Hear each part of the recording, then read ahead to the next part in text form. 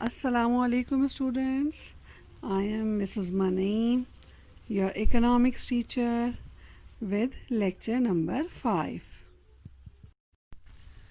Let's begin our second chapter, Economic Legacy of Pakistan. In this chapter we will learn about the economic condition of Pakistan at the time of independence.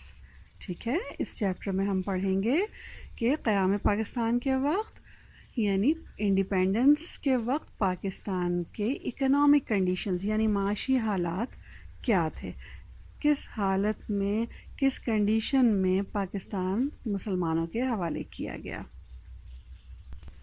Our first topic is economic reactions of British occupation in subcontinent. There were two major nations, the Hindus and the Muslims. Both nations were different in religion, language, culture, and economic setup.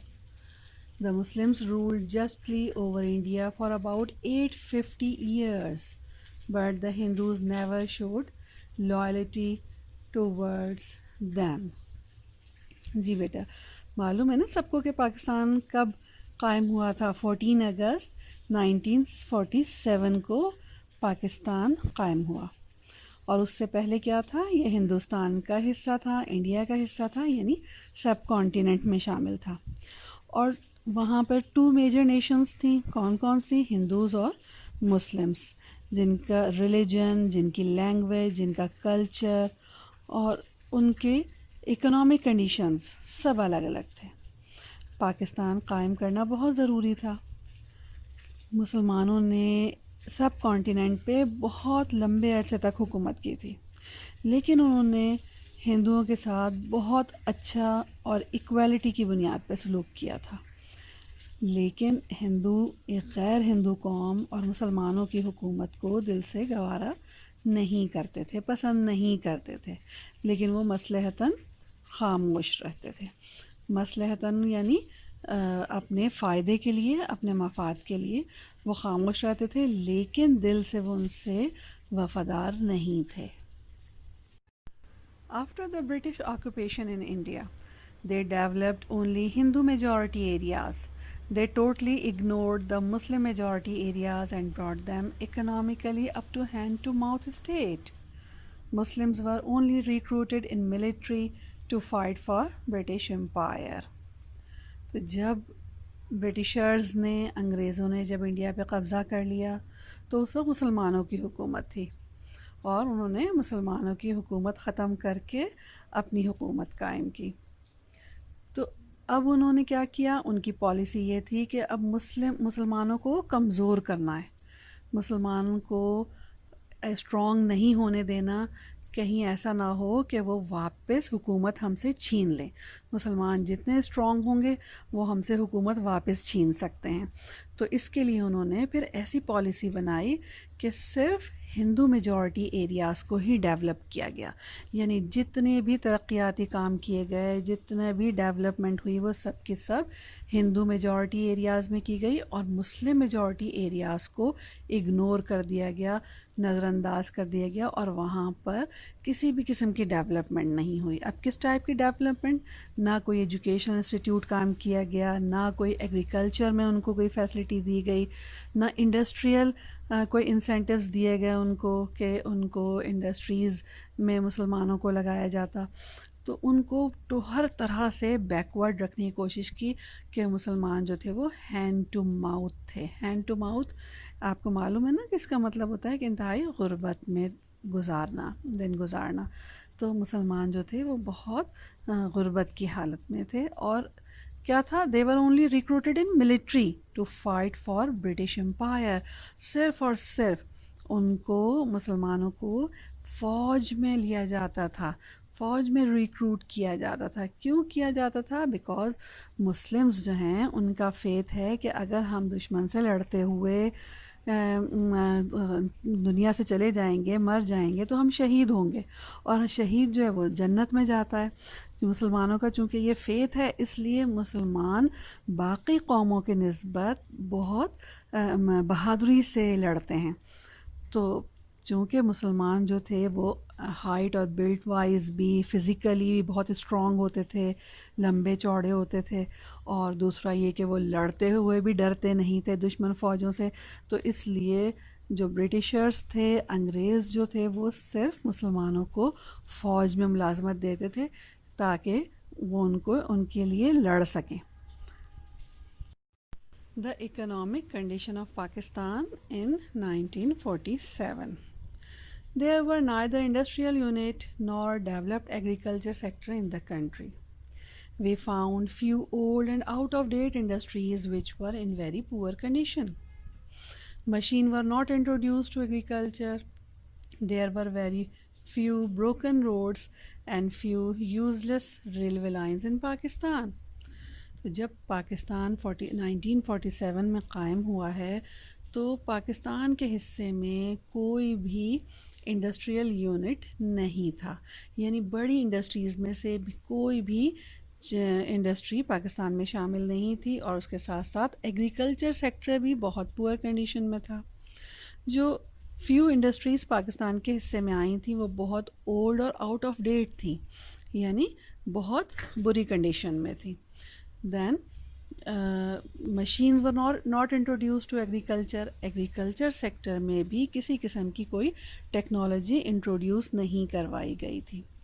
There were very few broken roads and few useless railway lines in Pakistan, جبکہ کوئی railway line بھی صحیح نہیں تھیں، useless تھیں، بیکار تھیں، اور اسی طرح سے روڈز بھی ٹھیک نہیں تھے، ٹوٹے پھوٹے اور خراب حالت میں تھے۔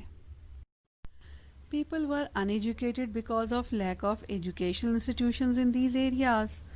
The bank and other financial institutions were run by Hindus. They shifted their capital to India and migrated from here. The economic conditions grew bad to worse in the country. The enemies were the opinion that Pakistan would not last more than a few months.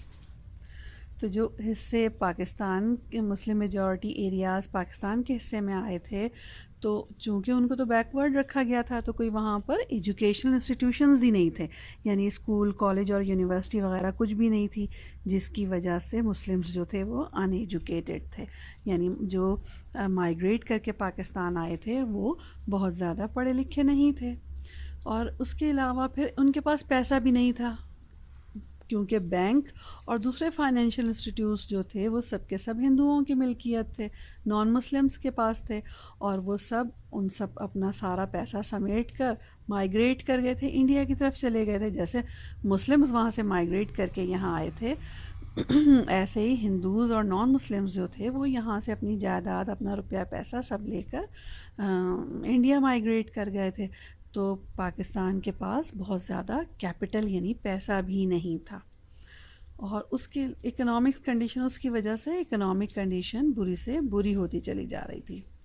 دراصل ان لوگوں کا خیال یہ تھا non Muslims کا کہ پاکستان جس condition میں ہم نے مسلمانوں کے حوالے کیا گیا ہے، یہ تو کچھ مہینوں سے زیادہ چلنا ہی نہیں ہے، یہ چل ہی نہیں پائے گا ملک، کیونکہ نہ ان کے پاس پیسہ ہے، نہ ان کے پاس تعلیم ہے، نہ ان کے پاس کوئی اور سہولت ہے، تو یہ کنٹری زیادہ دن تک چل نہیں پائے گا اور واپس انڈیا سے مل جائے گا۔